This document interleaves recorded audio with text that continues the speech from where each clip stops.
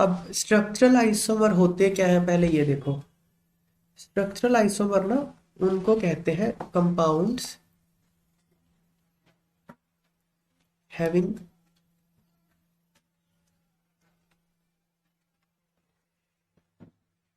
Compounds having same molecular formula but different linkage of atoms. Atoms का आपस में जो लिंकेज है वो डिफरेंट हो लेकिन मॉलिक्यूलर फॉर्मूला सेम हो, उसको हम क्या कहते हैं? Structural isomerism. तो ये अलग अलग तरह का हो सकता है। स्ट्रक्चरल आइसोमेरिज्म के आगे टाइप होते हैं। कौन कौन से टाइप होते हैं? चेन आइसोमर हो सकता है, पोजीशन आइसोमर हो सकता है, फंक्शनल आइसोमर हो सकता है, रिंग चेन हो सकता है, मेटामर्स हो सकते हैं वो, या टॉटोमर्स हो सकते हैं। ये इतने तरह का होता है। देखते हैं क्या है, क्वेश्चन देखते हैं, ठीक है। चलो देखो, in which of the following functional group isomerism is not possible. देखो, अब यहाँ पे फंक्शनल ग्रुप आइसोमरिज्म की बात कर रहा है वो, ठीक है। तो फंक्शनल ग्रुप आइसोमर होता क्या है? दो कंपाउंड का फंक्शनल ग्रुप डिफरेंट हो, मॉलिक्यूलर फॉर्मूला सेम हो लेकिन फंक्शनल ग्रुप डिफरेंट हो जाए तो उनको हम फंक्शनल आइसोमर कहते हैं। कैसे देखो, क्या अल्कोहल में फंक्शनल आइसोमरिज्म पॉसिबल है? Answer is yes. कैसे देखो, मान लो आपको ये कंपाउंड दिया हुआ है, ठीक है। ये अपना इथाइल अल्कोहल है, इसको मैं ऐसे भी तो लिख सकता हूँ, लिंकेज ऐसे भी तो हो सकती है, ऑक्सीजन बीच में आ जाए, हो सकती है ना लिंकेज। इन दोनों का मॉलिक्यूलर फॉर्मूला सेम है लेकिन ये एक ईथर है, एक अल्कोहल है, इनकी प्रॉपर्टीज डिफरेंट है, ये डिफरेंट फंक्शनल ग्रुप है। तो अल्कोहल और ईथर आपस में फंक्शनल आइसोमर हो सकता है। तो ये तो हो सकता है। एल्डिहाइड हो सकते हैं। देखो, मान लो आपको ये कंपाउंड दिया हुआ है तो इसका CH3CH2CHO, इसको ऐसे लिखना तो ऐसे लिखा जाएगा CH3, एल्डिहाइड ऐसे C डबल बॉन्ड OH, इस तरह का कंपाउंड होता है। अब ये डबल बॉन्ड हो यहाँ पे, यहाँ पे भी तो हो सकता था। देखो यहाँ पे CH3 C डबल बॉन्ड हो, CS ऐसे भी तो हो सकता है। ये कीटोन हो गया, ये एल्डिहाइड है ना। तो एल्डिहाइड और कीटोन आपस में फंक्शनल आइसोमर होते हैं, डिफरेंट हो गया ना फंक्शनल ग्रुप। तो ये भी कर सकता है। एल्काइल हेलाइड, क्या alkyl halide functional isomer show कर सकते हैं? वो कैसे करेंगे? एल्काइल हेलाइड कैसे करेंगे शो? नहीं कर सकते, ठीक है। एल्काइल हेलाइड क्या होता है? जैसे CH3 CH2 ब्रोमीन लगा दो, हेलोजन लगा दो। अभी इसका क्या फंक्शनल ग्रुप बनाओगे आप? ब्रोमीन यहाँ की बजाय यहाँ लगा सकते हो, और क्या कर सकते हो, ठीक है ना। तो उसको फंक्शनल आइसोमर तो नहीं कहेंगे ना, फंक्शनल ग्रुप तो नहीं बदला आपने, ठीक है। तो एल्काइल हाइड नहीं कर सकते शो। साइनाइड्स और आइसोसाइनाइड कर सकते हैं। साइनाइड होता है CN, आइसोसाइनाइड होता है NC।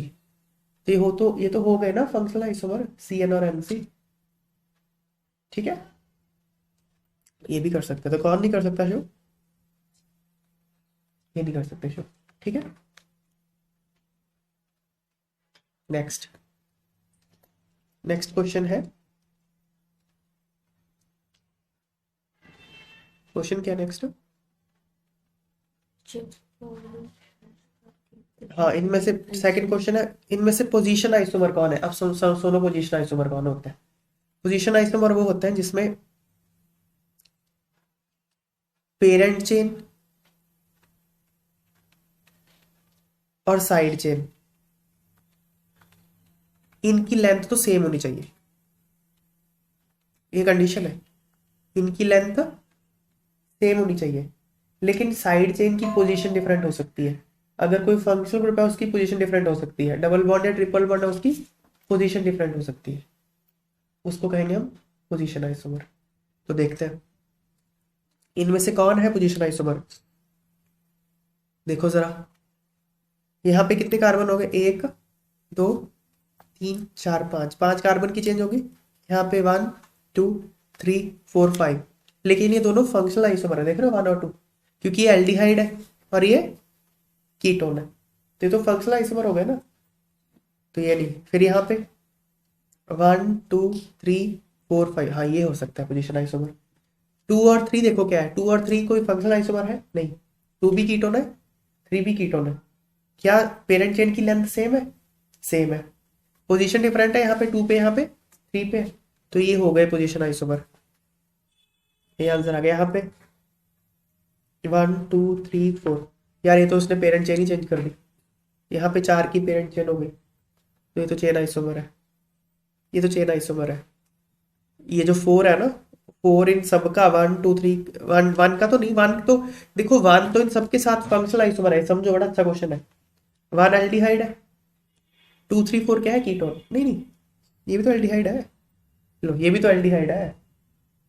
तो 4 जो है 2 और 3 के साथ फंक्शनल आइसोमर है, 1 जो है 2 और 3 के साथ फंक्शनल आइसोमर है। समझ में आ रही है बात है?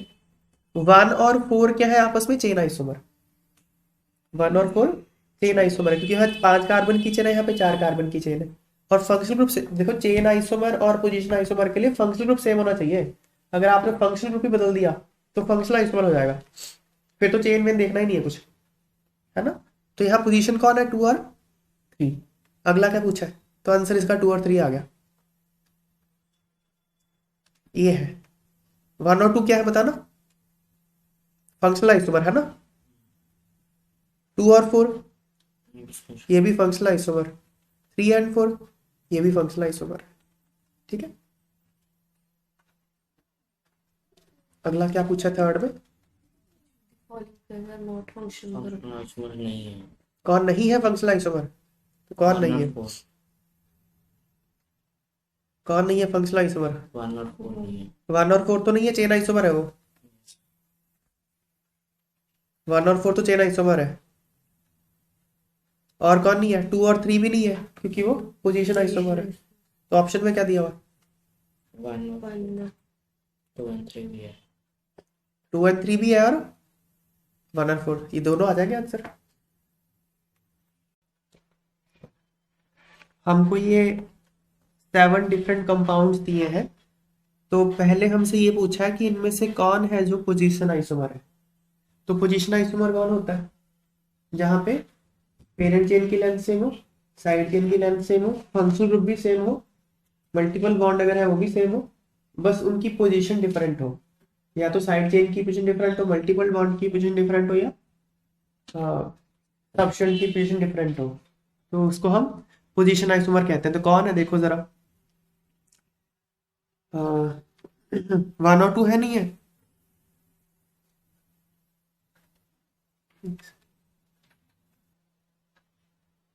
अच्छा, क्वेश्चन नंबर 4, मैं अभी क्वेश्चन नंबर 4 5 6 और 7 का आंसर यहीं पे दे रहा हूँ। तो फोर्थ में उसने मेटामर पूछे हैं, फोर्थ में उसने मेटामर्स को पूछा है, ठीक है। तो मेटामर्स बताता हूँ क्या होता है। कोई अगर पॉलीवेलेंट फंक्शनल ग्रुप हो और उस पॉलीवेलेंट फंक्शनल ग्रुप के आसपास अल्काइल ग्रुप डिफरेंट हो जाए, तो उसको हम कहते हैं मेटामर्स, ठीक है। तो आप ये देखो, ये मेटामर्स है, ये 5 और 6 देख रहे हो आप। ऑक्सीजन एक पॉलीवेलेंट फंक्शनल ग्रुप है, इसके एक तरफ और दूसरी तरफ अल्काइल ग्रुप डिफरेंट है ना, ये और ये है ना डिफरेंट, तो ये आपस में क्या हो गए? मेटामर्स हो गए ना। 7th में भी देखो, ये 7th है, एल्काइल ग्रुप डिफरेंट हो गया ना, ठीक है। तो ये मेटामर्स है आपस में, 5 6 और 7 आपस में मेटामर्स है। तो इसका आंसर क्या हो गया? 5 6 और 7 ये मेटामर्स हो गए। क्लियर?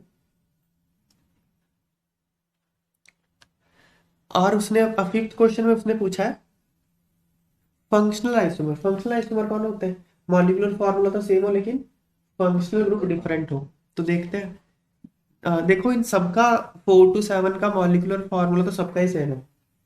तो अब ये कौन है? 1 अल्कोहल है, 1 2 3 4 तो अल्कोहल्स है, करेक्ट।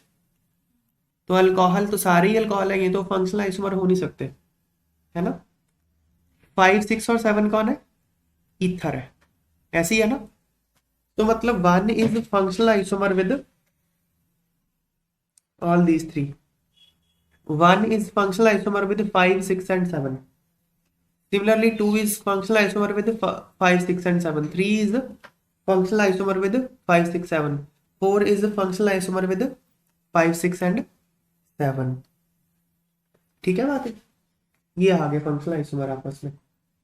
तो इस फिफ्थ क्वेश्चन का आंसर आ गया ना, फंक्शनल आइसोमर मतलब इनमें से 1 से 4 में कोई भी कंपाउंड आप उठा लो और 5 से 6 में, 5 से 7 में कोई भी कंपाउंड उठा लो, वो आपस में फंक्शनल आइसोमर ही होंगे।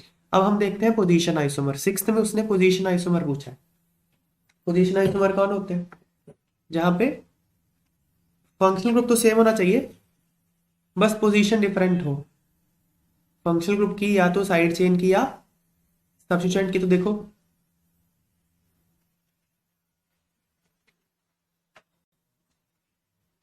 अच्छा, जब आप पोजीशन आइसोमर देखते हो तो चेन की लेंथ सेम होनी चाहिए, पेरेंट चेन की भी और साइड चेन की भी। तो ये तो 4 चेन वाला है ना, ये भी 4 चेन वाला है। यहाँ पे फर्स्ट नंबर पे बस लगा, यहाँ पे सेकंड नंबर पे लगा, तो पोजीशन ही हो गया सिर्फ। तो ये कौन हो गए? पोजीशन आइसोमर हो गए ना, पोजीशन आइसोमर हो गए ये। और यहाँ पे भी देखो अगर आप, यहाँ पे भी ये भी है, देखो 3 और 4 भी पोजीशन आइसोमर है। कैसे? देखो 1 2 3, पेरेंट चेन कितने की है? 3 कार्बन की, साइड चेन 1 कार्बन की, और ये रहा फंक्शनल ग्रुप है ना। यहाँ देखो पेरेंट चेन कितने की है? 3 कार्बन की, ये रही साइड चेन 1 कार्बन की, ये रहा फंक्शनल ग्रुप। सिर्फ पोजीशन तो बदली, साइड चेन की लेंथ भी नहीं बदली यार, पेरेंट चेन की लेंथ भी नहीं बदली, और फंक्शनल ग्रुप भी नहीं बदला। तो ये भी पोजीशन आइसोमर है। 1 2 और 3 4 आपस में पोजीशन आइसोमर है। ठीक है। फिर पूछा है उसने चेन आइसोमर। चेन आइसोमर कौन होते हैं? जहां पे पेरेंट चेन की लेंथ बदल जाए या फिर साइड चेन की लेंथ बदल जाए, है ना। तो देखो फंक्शनल ग्रुप नहीं बदलना चाहिए।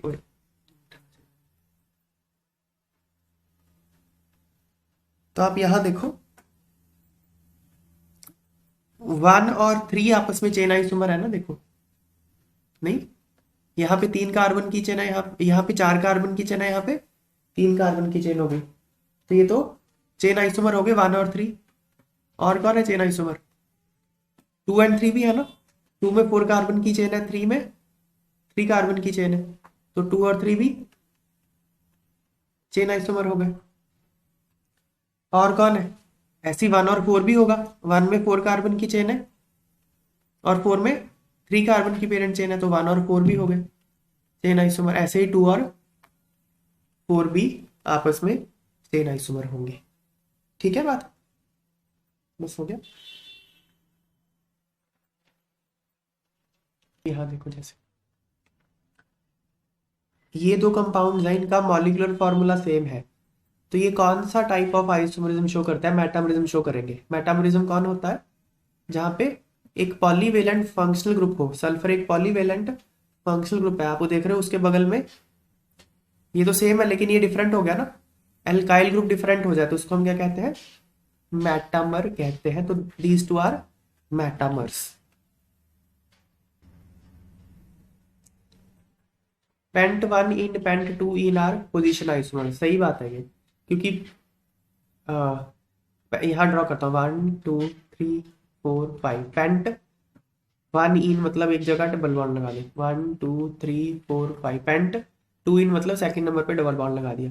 तो पेरेंट चेन की लेंथ तो 5 कार्बन की ही है, साइड चेन तो है ही नहीं कोई, सिर्फ पोजीशन ऑफ डबल बॉन्ड ही बदला ना। तो इस तरह के आइसोमर को हम पोजीशन आइसोमर कहेंगे।